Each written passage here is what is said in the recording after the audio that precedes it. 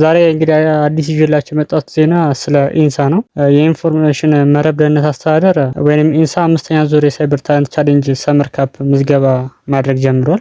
ፕሮግራሙ ከአንደኛ ደረጃ ትምህርት እስከ ዩኒቨርሲቲ ተመራቂ ድረስ ያሉ ልዩ ተሰጥኦና ፍላጎት ያላቸው ታዳጊዎች ወይም ወጣቶች የሚያካትት እንደሆነ አሳውቋል። ምዝገባው የሚካሄደው ከሚያዝያ 29 እስከ ግንቦት 10 ሲሆን ሀገር ውስጥ ላሉ ተማሪዎች ወይም ለምዝገባው የሚመጡ ተማሪዎች ምንድነው ናሽናል አይዲ ብቻ የሚያስፈልጋቸው። የመወዳደሪያ ዘርፎቹ ሳይበር ሴኩሪቲ አለ፣ ዴቨሎፕመንት አለ፣ ኢምቤድ ሲስተም፣ ኤሮስፔስ እና ኢመርጂንግ ቴክኖሎጂ በእነዚህ በአምስቱ ዘርፎች ላይ ነው የሚያስተምረው።